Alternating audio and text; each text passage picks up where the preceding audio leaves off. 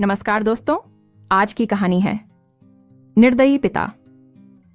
सुबह सुबह धीरज ऑफिस जाने के लिए तैयार हो रहा था कि तभी उसकी पत्नी मीनाक्षी हाथ में फोन लिए हुए धीरज के पास आई और बोली, सुनिए जी, आज सुबह फिर से गांव से ताऊ जी का फोन आया था, तो आप एक बार उनसे बात कर लीजिए। बोल रहे थे कि गांव में बाबूजी की तबीयत कुछ ज्यादा ही खराब हो चुकी है, इसीलिए बार बार तुम्हें फोन कर रहे हैं और ना तो तुम उनसे बात करते हो और ना ही गांव जाने की तैयारी कर रहे हो। मीनाक्षी ने गुस्से से कहा तो धीरज कुछ नहीं बोला और चुपचाप अपना बैग उठाकर अपने ऑफिस को चल दिया। शाम को जब वह ऑफिस से लौटा तो उसने देखा कि मीनाक्षी बहुत परेशान थी, लेकिन फिर भी धीरज के आते ही मीनाक्षी रसोई घर में चाय बनाने चली गई। तभी फोन की घंटी बजी तो धीरज ने फोन उठाया और बोला, हेलो, कौन? धीरज, बेटा, मैं गांव से तुम्हारा ताऊ जी बोल रहा हूं। तुम्हारे बाबूजी की हालत बहुत गंभीर है, शायद नहीं बचेंगे। जितनी जल्दी हो सके गांव लौट आओ, ताऊ जी ने कहा। धीरज बोला, लेकिन ताऊ जी, मेरी अभी कोई छुट्टी नहीं है, मैं अभी गांव नहीं आ सकता। आप सब लोग तो हैं ही वहां, सब संभाल लीजिएगा, बोलकर धीरज ने फोन काट दिया। सामने देखा तो मीनाक्षी खड़ी थी। उसने सारी बातें सुन ली थीं। उसने धीरज से कहा, मैंने दुनिया में ऐसा पहला बेटा देखा है जो अपने पिता से इतनी नफरत करता है। तुम्हारे पिताजी मृत्युशैया पर पड़े हैं और तुम यहां आराम से बैठे हो। बहू का तो नाम ही बदनाम है, बल्कि बेटे खुद ही अपने माता पिता की सेवा नहीं करते। कैसे बेटे हो तुम? मीनाक्षी बोलती जा रही थी, लेकिन धीरज पर उसका कोई असर नहीं पड़ा। चाय पीकर वह चुपचाप बाहर चला गया तो मीनाक्षी आश्चर्य से उसे देखती रह गई। शाम को वह लोग खाना खाकर सो गए। अगले दिन सुबह उठे तो ताऊ जी का फिर से फोन आया। उन्होंने बताया, बेटा, अब तुम्हारे बाबूजी इस दुनिया में नहीं रहे, तुम आ रहे हो ना? तो धीरज ने कहा, ताऊ जी, मुझे आते आते समय लग जाएगा, तब तक आप सब क्रियाक्रम कर दीजिएगा। परंतु बेटा, तुम इकलौते बेटे हो और तुम्हारे रहते भला दूसरा कोई अग्नि संस्कार कैसे कर सकता है? ताऊ जी ने कहा। तो धीरज बोला, क्यों ताऊ जी, मां का संस्कार कैसे हुआ था? बड़े कड़वाहट के साथ बोलकर धीरज ने फोन काट दिया। इधर मीनाक्षी ने जब अपने ससुर जी की मृत्यु की खबर सुनी तो वह फूट फूट कर रोने लगी। उसने रोते हुए धीरज से कहा, ठीक है, तुम जाओ या ना जाओ, परंतु मैं अपने बेटे को लेकर अभी के अभी जाऊंगी, कहकर वह एयरलाइंस की टिकट बुक करवाने लगी। तो धीरज ने कुछ नहीं कहा, वह भी चुपचाप गांव जाने के लिए तैयार होने लगा। और जब तक वह दोनों गांव पहुंचे तब तक बाबूजी का दाह संस्कार हो चुका था, परंतु फिर भी बाकी के क्रियाक्रम धीरज के हाथों संपन्न कराए गए। गांव की बूढ़ी औरतें सब आपस में कानाफूसी करने लगीं। इस बार मीनाक्षी ने ठान लिया था कि इस रहस्य को वह जानकर ही रहेगी। सारे क्रियाक्रम संपन्न होने के बाद सारे मेहमान धीरे धीरे जाने लगे। पूरा घर खाली हो गया। पास में रहने वाले ताऊ जी और ताई जी रह गई थीं।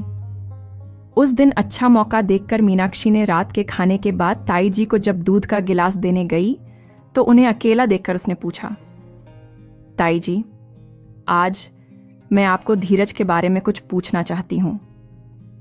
पूछो बेटा, तुझे क्या पूछना है? ताई जी ने ठंडी सांस भरते हुए कहा। तो मीनाक्षी बोली, धीरज ने बाबूजी से इतनी दूरी क्यों बना रखी है?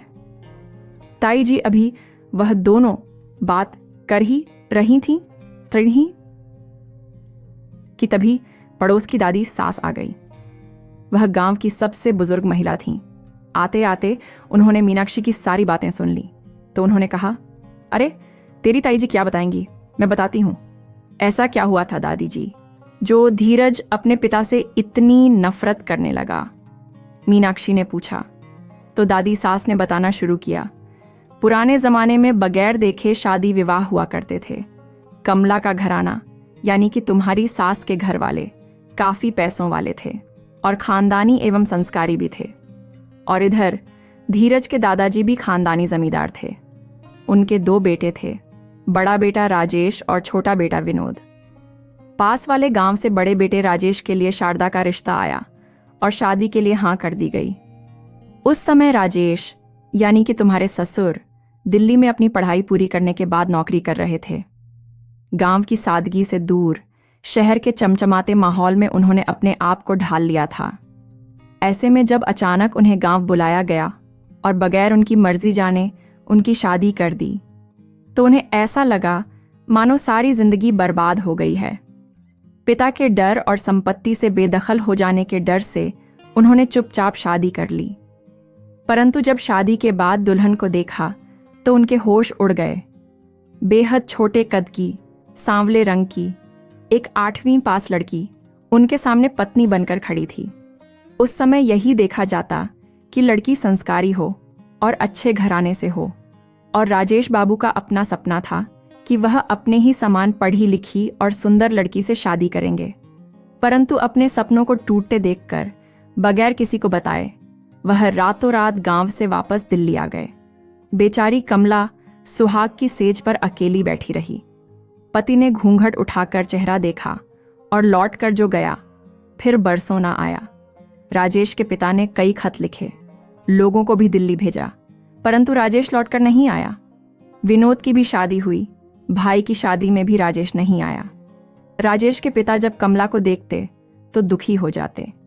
कमला बिना किसी शिकायत के दिन भर सारे घर के काम करती, ससुर की सेवा करती, साथ में देवर और देवरानी की भी बहुत इज्जत करती। विनोद भी अपनी भाभी की बहुत इज्जत करता था। अपने भाई के रवैये से वह भी बहुत परेशान थे, परंतु उनके हाथ में कुछ भी नहीं था कि वह कुछ भी कर पाते। कमला अपने दुर्भाग्य के आगे और किसी की क्या शिकायत करें। पति द्वारा ठुकराए जाने के बाद वह सदा घूंघट में ही रहने लगी। सुख तो जैसे उसके जीवन से विलीन ही हो गया था। कुछ भी पूछे जाने का जवाब वह सिर हिलाकर हाँ या ना में ही देती।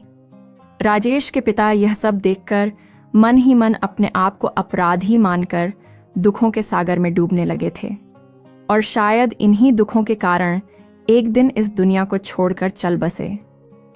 राजेश बाबू को खबर पहुंचाई तो वह गांव आ गए, क्योंकि पिता का दाह संस्कार करना था। मजबूरीवश कुछ दिनों तक गांव में रहना पड़ा। क्रियाक्रम खत्म होने के बाद छोटे भाई ने कुछ दिन और रुकने का आग्रह किया, ताकि जमीन जायदाद के बारे में दोनों भाई अच्छी तरह जान लें। तो राजेश रुकने के लिए तैयार हो गया। आखिर जमीन जायदाद का लालच किसे नहीं होता। इसी बीच गांव की कुछ औरतों ने राजेश को समझाया कि वह कमला को मन से अपना ले। आखिर उसकी क्या गलती है? शादी के बाद पहली बार गांव आए हैं तो कम से कम अब तो उसे अपनी पत्नी का दर्जा देना चाहिए। क्या पता बेचारी कमला की भी किस्मत खुल जाए। तो पता नहीं क्या सोचकर राजेश इस बार कमला के कमरे में सोने लगा। तो कमला को भी बहुत खुशी मिली कि इतने दिन ना सही, पर अगर अभी राजेश उसे अपना ले तो क्या पता उसकी जिंदगी संवर जाएगी। लेकिन यह सब कितने दिनों तक चलता। एक दिन राजेश वापस दिल्ली लौट गया तो कमला फिर से उदास रहने लगी। एक दिन अचानक कमला को सुबह उठते ही उल्टियां शुरू हो गईं। तो चाची सास और दादी सास बहुत खुश हो गईं और पूरे गांव में खबर करती। सब लोग बहुत खुश हो गए कि आखिर राजेश ने कमला को अपना ही लिया। परंतु कमला यह सब जानती थी कि प्यार वाला प्यार कुछ नहीं था। सिर्फ एक जिस्मानी की जरूरत से मजबूरी में राजेश को अपनी पत्नी के साथ पूरी करनी पड़ी। गर्भावस्था में भी कमला बेचारी घर का पूरा काम करती और अपनी देवरानी के हुक्म सुनती। बेचारे विनोद की अपनी पत्नी के आगे एक ना चलती थी। ऐसा नहीं था कि कमला के मायके वाले इन सारी घटनाओं को नहीं जानते थे। वह कई बार कमला को लेने के लिए आए, लेकिन कमला अपने मायके नहीं गई। उसने साफ साफ कह दिया, जो मेरी तकदीर में था वही मुझे मिला। इसमें किसी का कोई दोष नहीं है। यहां से अब कहीं नहीं जाऊंगी। मैं नहीं चाहती कि मेरी वजह से मेरे पिता और भाइयों का सर नीचा हो। खैर, भगवान उस पर थोड़े सहायक हुए। उसने एक गोरे चिटे स्वस्थ बेटे को जन्म दिया। अब तो उस बेचारी को जीने का सहारा मिल गया था, परंतु उसकी देवरानी जलकर राख हो गई थी। उसने कई बार लोगों के सामने ताने भी दिए कि क्या पता यह बच्चा जेठ जी का है या मेरे पति का? यह सुनकर तो कमला का कलेजा दहला जाता, परंतु बेचारी क्या करती, सिर्फ भगवान के चरणों में अपने आंसू बहा लेती। परंतु कुछ दिनों बाद ही उस बेचारी ने पहले की तरह ही घर का काम संभाल लिया। एक तरफ बच्चे को संभालती, दूसरी तरफ घर के काम। विनोद ने कई बार भाभी की मदद करने के लिए घर में काम वाली बाई रखी, परंतु उसकी पत्नी ने किसी को टिकने नहीं दिया। वह अपने आप को घर की मालकिन समझती थी। मन में अलगाव की पीड़ा लिए बेचारी प्रतिदिन अपनी देवरानी से अपमानित होती रहती, परंतु उसके जीने का सिर्फ एक ही मकसद रह गया था, उसका बेटा धीरज। इसके पीछे वह अपना दुख भुलाने की कोशिश करती रही। बच्चे के जन्म के बाद कमला को कोई सेवा और अच्छा भोजन नहीं मिला, जिसके कारण धीरे धीरे उसके शरीर को बीमारी ने घेर लिया। आखिरकार उसका था ही कौन जो उसकी चिंता करता। ससुर भी इस दुनिया से जा चुके थे। हाँ, गांव के लोग और आंगन की पुरानी औरतें उसे बहुत सम्मान देती थीं। दूसरी ओर राजेश ने दूसरी शादी कर ली थी और वह अब गांव नहीं आता था। यह खबर कमला के साथ साथ गांव वालों को भी हो गई थी।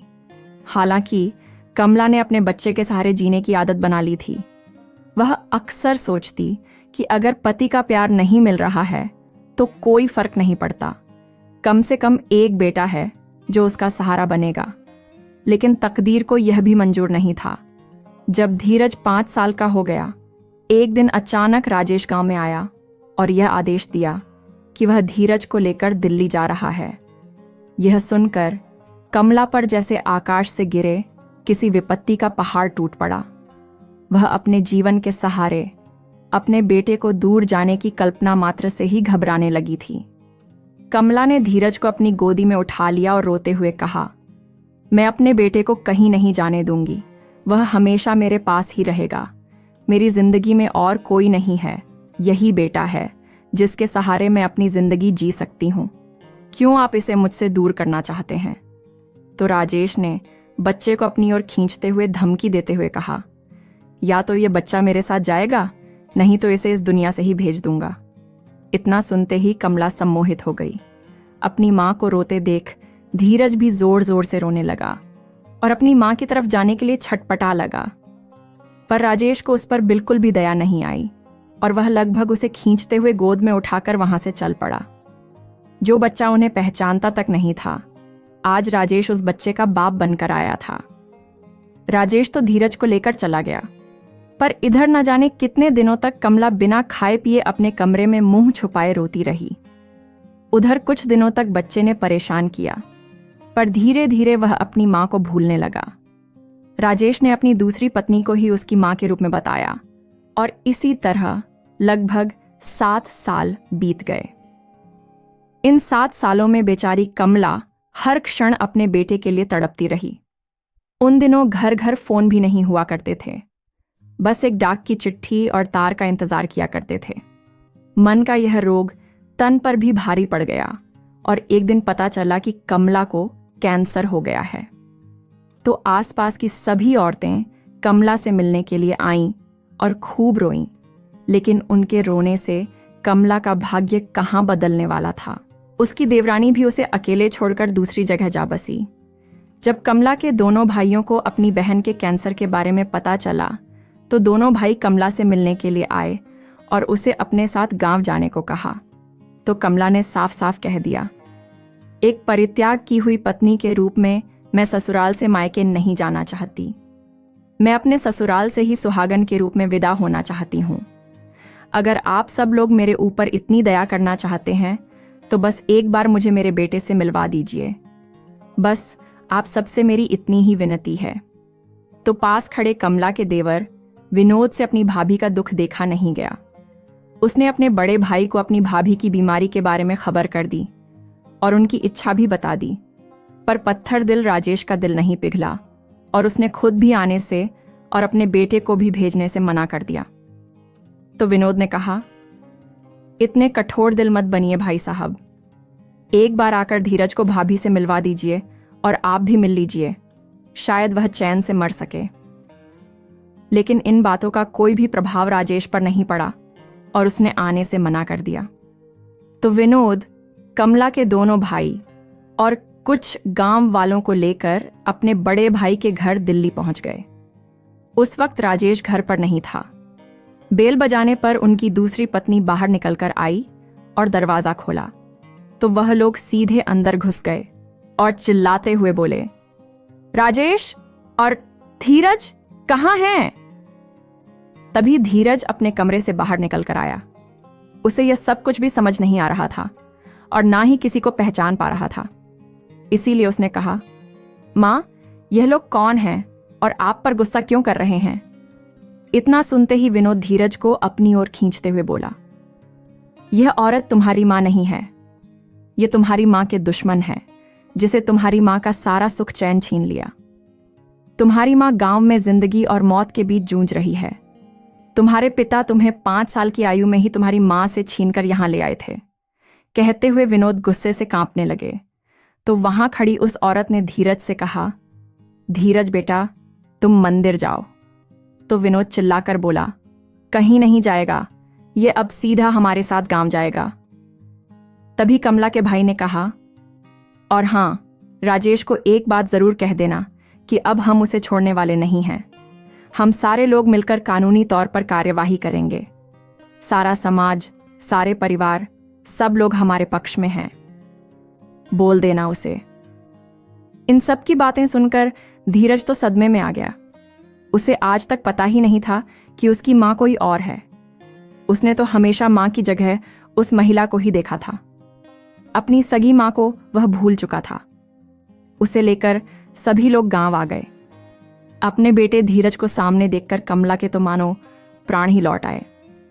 जब विनोद ने धीरज को ले जाकर उसकी मां के सामने खड़ा किया और कहा, देख लिया तेरी मां का क्या हाल बना दिया है तेरे बाप ने, तो धीरज बहुचक्का सा खड़ा होकर उस हड्डियों के ढांचे को देखता रह गया जिसे सब उसकी मां बता रहे थे।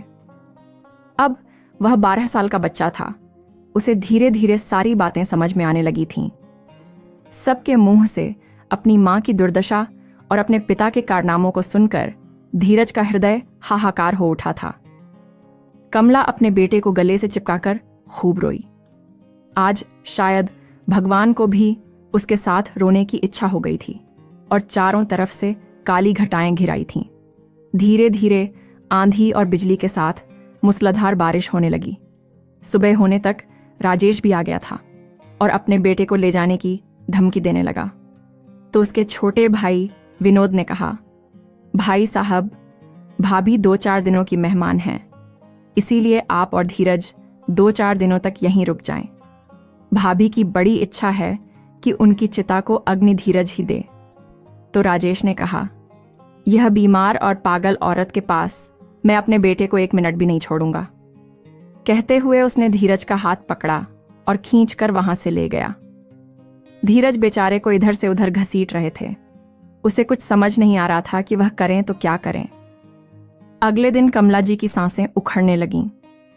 उसने पड़ोस में रहने वाली ताई जी का हाथ पकड़ते हुए कहा, मेरी चिता को अग्नि मेरे बेटे से ही दिलवाना ताई जी, ताकि मुझे मुक्ति मिल सके। कहते कहते कमला जी ने अपना दम तोड़ दिया। पास में बैठे लोग रो भी रहे थे और यह भी सोच रहे थे कि चलो, इस कष्ट से तो इस बेचारी को मुक्ति मिली। उसका दाह संस्कार करने के लिए उसके बेटे को बुलाया, लेकिन राजेश ने ना तो उसे आने दिया और ना ही खुद आया। धीरे धीरे समय बीता। धीरज को भी अब सब कुछ समझ आने लगा था। अंतिम क्षणों में अपनी मां से मिला था। वह बातें उसे रह रहकर याद आ रही थीं, पर उस वक्त वह कुछ नहीं कर सकता था। इसीलिए अपनी उच्च शिक्षा के लिए वह मुंबई चला गया और वहीं पर अपनी पसंद की लड़की मीनाक्षी से शादी कर ली।